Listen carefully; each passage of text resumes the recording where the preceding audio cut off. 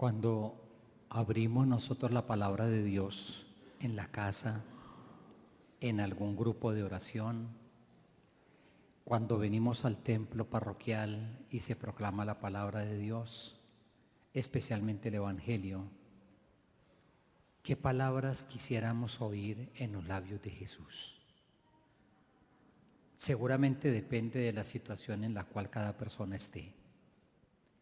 Si hay una situación que nos abruma, si hay una situación que nos aflige, de pronto palabras de consolación. Si sentimos que estamos enfrentando problemas, palabras de fortaleza. Si estamos atravesando nosotros por alguna necesidad, por algún duelo, palabras de consuelo. Creo que normalmente uno quisiera escuchar palabras suaves, palabras que animan. Pero cuando Jesús se dirige a los discípulos, en ese momento, en este discurso de despedida, y desde ellos se dirige a nosotros con palabras como estas, donde Jesús habla de odio, donde Jesús habla de aquello que el lenguaje bíblico llama mundo. Son palabras un poco disonantes, disuenan. Quizá no son esas palabras suaves, consoladoras, misericordiosas, compasivas, dulces, sino son palabras que sencillamente sacuden un poco los oídos. Jesús habla de odio. Jesús habla de la antipatía que puede haber entre los seres humanos. Antipatía que se vuelve rivalidad declarada. Es muy bravo, ¿no? Cuando uno escucha palabras como estas, le deseo el mal a otra persona. Le deseo el mal. Miradas de odio que de suyo son profundamente destructivas y quieren acabar con la persona y que le pase lo peor. Jesús habla de odio. Pero también Jesús habla con una palabra que tiene un significado muy especial en la Biblia, de mundo. El mundo que odia, precisamente. Y cuando habla de mundo, en este lenguaje del evangelista San Juan, no habla de la naturaleza, esta de la cual gozamos todos, y esta que también está bastante estropeada. Habla de toda una realidad de antivalores porque son opuestos al Evangelio. Habla de toda esa realidad conformada por los intereses humanos cuando se vuelven egoístas, cuando se vuelven totalmente cerrados sobre sus propios intereses, muchas veces con una fuerza humillante frente a los demás,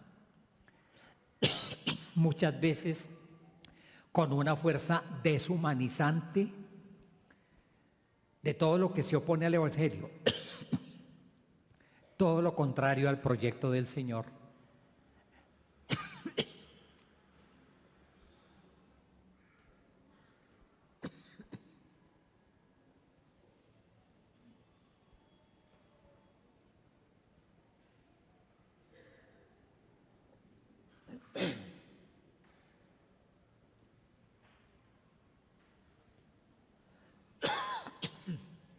Disculpen. De eso habla Jesús. Durante este discurso de despedida les habló de otras cosas. De amistad, los llamó amigos. Durante este discurso les dijo, me voy al Padre y voy a prepararles una morada, porque en la casa de mi Padre hay muchas habitaciones. Vendré para llevarlos conmigo. Durante todo este discurso habló de él mismo. Yo soy el camino, la verdad y la vida. Pero ahora habla de unas realidades que no son gratas de escuchar. Odio y odio de parte del mundo. Y les dice eso a los discípulos porque eso les concierne a los discípulos, porque eso involucra a los discípulos, a los de ayer y a los de hoy, a nosotros. Pero es que precisamente la obra de Jesús consiste en eso, una obra de amor sin límites que enfrenta directamente el odio. Para eso vino, no vino para otra cosa. Una obra de amor que enfrenta directamente el mal que los seres humanos sufrimos o que los seres humanos cometemos. Para eso vino, no vino para otra cosa. Por eso tiene que hablar de eso. Tiene que hablar de eso porque precisamente vino para romper todas esas cadenas de violencia que los seres humanos desencadenamos y a veces alimentamos intencionalmente, con la finalidad que sea y con los intereses que sean. Para eso vino precisamente, porque todo eso existe, porque entre los seres humanos existe odio, entre los seres humanos existe rivalidad, entre los seres humanos existe violencia, porque los seres humanos somos capaces de degradarnos mutuamente, y somos capaces de humillarnos mutuamente, y somos capaces incluso de desearnos mutuamente el mal, que le vaya lo peor. Así eso sucede y eso pasa. Para eso vino Jesús, vino para eso. Vino precisamente para anunciar reino, que es presencia soberana del amor de Dios, frente a todas esas fuerzas poderosas que los seres humanos construimos, alimentamos, desencadenamos, nutrimos, donde efectivamente los más fuertes apabullan a los más débiles, donde efectivamente el más frágil es permanentemente fragilizado y las víctimas son revictimizadas a veces hasta el cansancio, indefinidamente. Para eso vino, no vino para otra cosa. Por eso tiene que hablarles de eso. Por eso tiene que mostrarles que ese momento que se acerca, el desenlace de su vida, que lo llevará a la cruz, es por eso. Y por eso cuando Él los asocia a ellos como sus discípulos, tiene que contarles que también a los discípulos de Jesús nos corresponde enfrentar el odio. Más aún, diría esto, cuando no tenemos que reconocer precisamente nosotros discípulos de Jesús, que muchas veces llamándonos discípulos somos cultivadores de odio, nosotros mismos. Miren, mi querida comunidad, esa es la crítica permanente que siempre nos harán a nosotros que nos decimos creyentes, los que no son creyentes, que dirán que nosotros nos reunimos aquí en una Eucaristía hermosa, espléndidamente celebrada, pero que saliendo de acá somos unas fieras, mutuamente unos con otros. Aquí mansitas palomas rezando con caras de los ojitos que se tuercen pues en la oración, pero por fuera un espanto, nos agarramos y nos acabamos mutuamente. Tienen total razón los que nos critican de esa manera, pues tienen toda la razón, por supuesto, porque sencillamente descubren que nosotros cristianos, que supuestamente somos seguidores de Cristo, somos muchas veces los primeros que patrocinamos antipatías, violencias, chismes, una cantidad de cosas entre nosotros, rivalidades sin fin. Tienen toda la razón, porque sencillamente constatan nuestra propia incoherencia, nuestra propia inconsecuencia, la constatan, es que eso se ve. Tienen toda la razón. Es que muchas veces precisamente esto que Jesús vino a combatir es lo que nosotros vivimos, pero vino también a combatirlo para nosotros, para que nosotros seamos los primeros beneficiarios de la acción liberadora del Señor, nosotros, los que queremos seguirlo, los que queremos reconocernos como sus discípulas y sus discípulos. Para eso vino.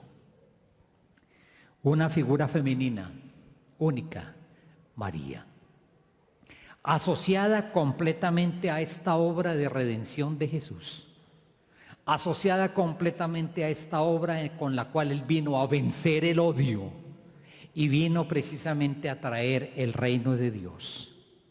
Ella misma, mujer inmaculada, preservada del pecado en virtud de la redención de Cristo.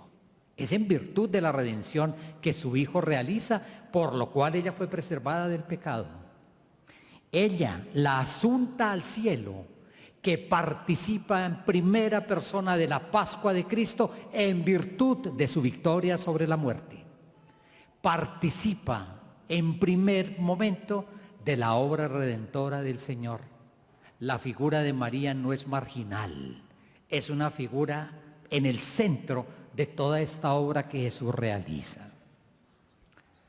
Cuando los discípulos escuchan ese discurso de Jesús que les habla de odio entre nosotros, odio hacia Él y en consecuencia odio hacia los discípulos, creo que en su momento los discípulos tuvieron que tomar alguna decisión.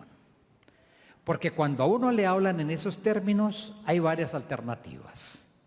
Una de esas alternativas, sencillamente, esa historia no me interesa y esa historia no me conviene. Si el Señor está anunciando que habrá persecución para mí, mejor yo no me meto en esto. Y sencillamente que sean otros. O porque tienen corazón de héroes, o porque sencillamente son desquiciados y no saben de qué se trata. Y están dispuestos a eso y son masoquistas. Problema de ellos. Cuando Jesús habla en esos términos, posiblemente habrá gente que también sea indiferente al asunto, porque considera que la figura de Jesús es insignificante, como en la época sucedió. Para muchos fue completamente insignificante, pasaron de largo. Si no les hacía milagros, pasaban de largo. Si no les hacía signos prodigiosos, pasaban de largo, no les interesaba. Era un milagrero más entre tantos milagreros que aparecieron. Y como no les resultó el asunto, lo dejaron de lado, no más. Otras personas lo rechazaron y fue lo que sucedió con él. Y fue el motivo de la persecución, precisamente. Y fue el motivo del odio contra él. Pero hubo otras personas que se aventuraron en esta hermosa ruta de la fe en el Señor Jesús. Y que sencillamente hicieron un camino que tuvo que seguir siendo amplio para tratar de descubrir la riqueza inmensa de Jesús. ¿Quién es Él? El triunfador sobre el mal, el que instaura un reino distinto, que hace que definitivamente nosotros vivamos de otra forma, en la justicia, en la fraternidad, en la verdad, en la igualdad, en la paz. Los anhelos más grandes que todo ser humano tiene. Personas que sencillamente ahondaron en su corazón una convicción frente a la obra que Jesús realiza, para decir en gratitud total, como lo hizo también un día María: proclama mi alma la grandeza del Señor, porque no solamente puso la mirada sobre ella, sino porque realiza una historia de salvación para que la humanidad entera sea salvada y redimida. Personas contemplativas de esta obra de Jesús que fueron capaces de decirle un sí total, adhiriendo absolutamente toda su vida a la de Jesús, pasara lo que pasara. Eso es una experiencia fundamentalmente de amor. Querer participar del destino de su propio maestro, querer participar precisamente de la suerte de su maestro. Cuando a uno le hablan de las mieles del poder y cuando se imagina uno disfrutar de una cantidad de gozos y privilegios, pareciera que ese discursito encanta y ese discursito le cae bien a los oídos. Fue por eso por lo cual algunos de sus discípulos fueron capaces de decirle: queremos un puesto a la derecha y a la izquierda tuya. Por eso lo dijeron. Fue por eso por lo cual los discípulos entre ellos discutían tratando de establecer quién era el más importante y quién era el primero. Yo no sé si eso pasa entre nosotros. Que entre nosotros en la iglesia, entre nosotros en nuestras parroquias, muchas veces andamos discutiendo de cuál es la persona más importante, cuál es la persona que tiene más protagonismo en la parroquia. Y eso sucede también con frecuencia. Eso también sucede con frecuencia. Eso sucede. Y Jesús viene precisamente también para nosotros.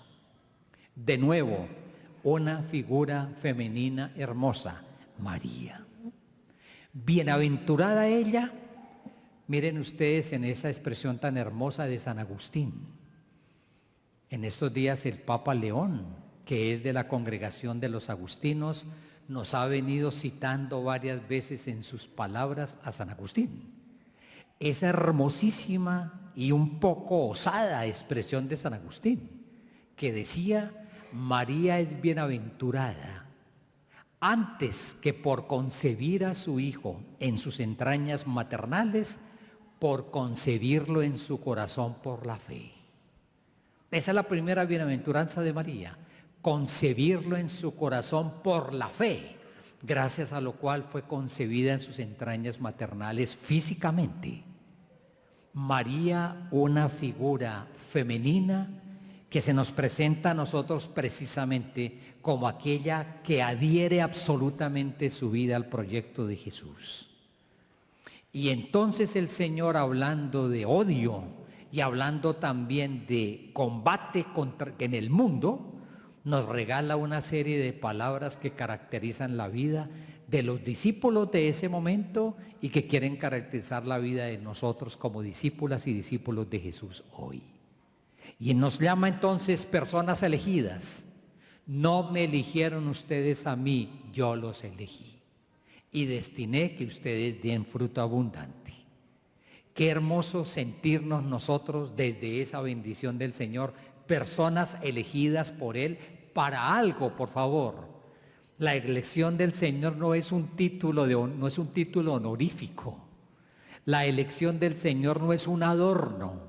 La elección del Señor es un don que nos pone en una tarea. Los elegí para que den fruto. Y por lo tanto, personas llamadas a abrir totalmente nuestra vida al don de Dios nuestro Señor, que no es un adorno, se vuelve misión. Toda bendición del Señor necesariamente crea una actitud misionera, una actitud de servicio. María, la elegida del Señor, sobre la cual puso su mirada, y ella plena de la presencia del Espíritu, la elegida. La otra realidad de la cual habla la palabra del Señor, quienes le pertenecemos a Él, si le pertenecen al mundo o le pertenecemos al Señor, y la persona que se reconozca perteneciente al Señor será odiada por causa de Jesús. Quien le pertenece al mundo sencillamente participa de ese orden de antivalores que son contrarios al Evangelio, precisamente los que desencadenan entre los seres humanos unas cadenas impresionantes de odio. En cambio, pertenecerle al Señor porque la vida nuestra se la entregamos y nuestra vida se fusiona con la de Él en una entrega total. De nuevo, una mujer presente, María la creyente, en quien se cumple plenamente la palabra del Señor. Y finalmente el Señor propone otra imagen para estos discípulos a los cuales les habla de odio, pero otra imagen que es también signo de esa identidad nueva que adquirimos los discípulos de Jesús. Las personas que nos conformamos con Él, nuestra existencia toma la forma de la existencia de Jesús. Nos configuramos con Él, nuestra vida toma la figura que Él tiene. Nuestro corazón toma la forma del corazón de Jesús. Nuestra mente toma la forma de la mente de Jesús. Nuestras actitudes de vida toman la forma de las actitudes de vida de Jesús. Nos llamó amigos, nos participó su amistad. Vivimos así y por eso, como una verdadera relación de amistad, los amigos de Jesús corremos la misma suerte de Jesús. ¿Acaso la relación que ustedes y yo llamamos de amistad no tiene ese elemento? ¿No tiene precisamente el elemento de la presencia fiel de la persona amiga en las buenas y en las malas? ¿Acaso precisamente nosotros en el lenguaje cotidiano sencillamente miramos con asombro a los que se dicen que son amigos, pero que son oportunistas? Simplemente aparecen para ver qué beneficio obtienen. Simplemente se acercan a la vida del amigo cuando las cosas van bien. Y en el momento en que hay una prueba, desaparecen. En un egoísmo absoluto, en un oportunismo absoluto, en una manera simplemente de utilizar lo que llaman la amistad.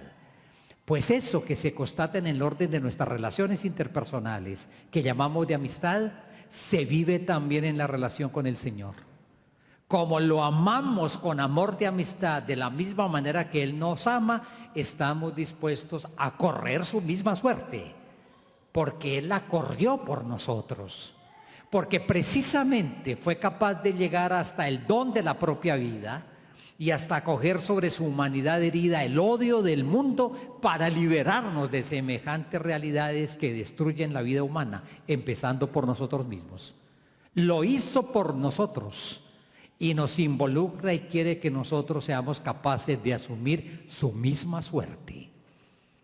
Esa será la respuesta y la interpelación de Jesús al Señor. Ustedes que están buscando los primeros puestos, el que sea el primero, sea servidor. Ustedes que están buscando los puestos de honor, el que quiera ser el primero, que sea el último. Como Él lo hizo, efectivamente. Y toma la cruz y sígueme. Participar de la misma suerte del Señor. Y de nuevo, una figura femenina preciosa, María, que se definió a sí misma la servidora del Señor. Si Jesús es capaz de decir, la suerte del servidor no será distinta de la suerte del amo, María se definió a sí misma la esclava del Señor, la servidora del Señor. Por eso también ella vivió la cruz a su manera. Por eso también ella seguramente sintió en su corazón maternal el odio que había contra su hijo.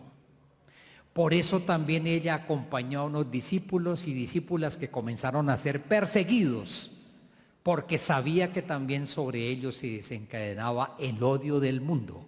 Y ahí tenemos a la mujer testigo de esperanza, estrella de esperanza. ¿En qué situación estamos nosotros? Pues una persona que quiera participar del destino de su maestro, sencillamente es porque lo ama con amor apasionado. Porque acoge el amor de Jesús, pero con el corazón abierto. Porque comprende claramente que la obra de Jesús, que es precisamente derribar los muros de odio, hay que continuarla.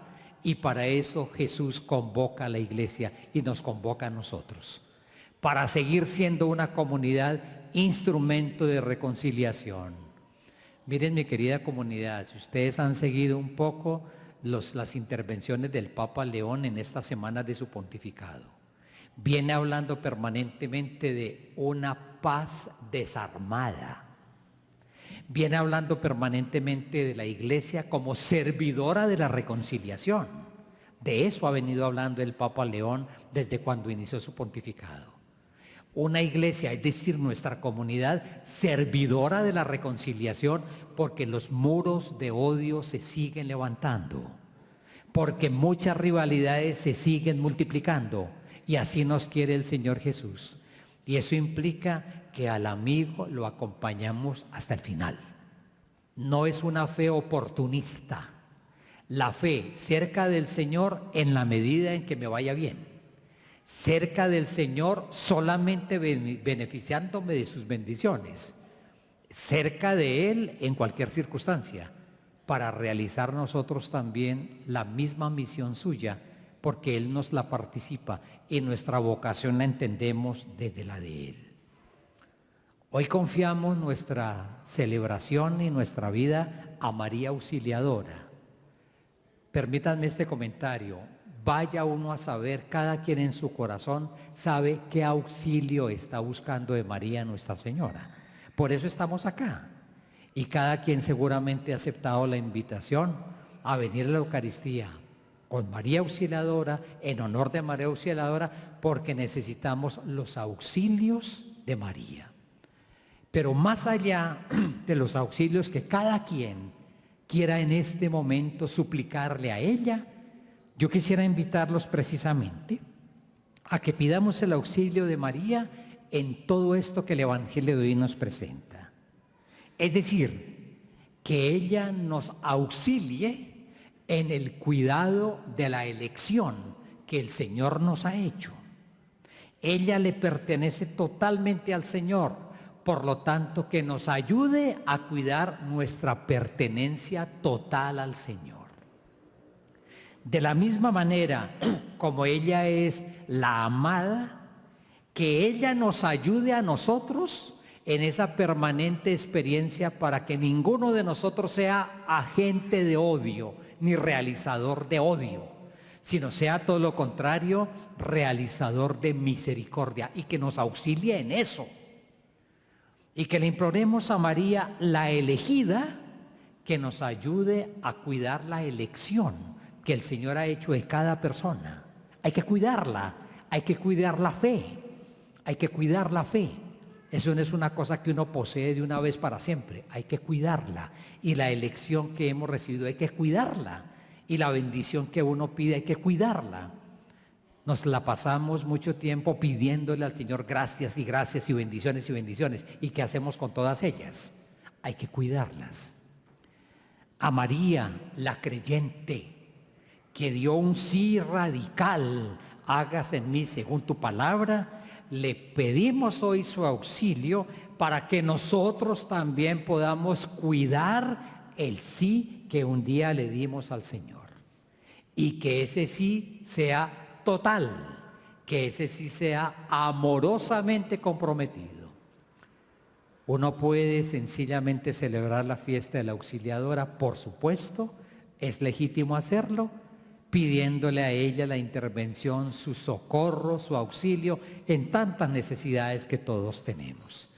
Pero yo sí quisiera invitarles hoy en esta Eucaristía, no nos vayamos de este templo parroquial, de este santuario, sin confiar al auxilio de María estas bendiciones que Él regaló en su momento a sus discípulos cuando les habló de odio, cuando les habló de persecución, pero simultáneamente les habló de elección, de amistad, les habló de fe. Cuidemos eso y pidamos a María, Nuestra Señora la Auxiliadora, que nos permita cuidar nuestra pertenencia total al Señor, que permita cuidar nuestro corazón para que no sea cómplice de odios, que permita cuidar nuestra vida para que cuidemos la elección que el Señor nos da y la vocación que cada persona ha recibido, y que María sea auxiliadora también para que nos permita cuidar la fe con la cual nosotros le respondemos al Señor, así con toda fuerza, que se cumpla en nosotros según tu palabra,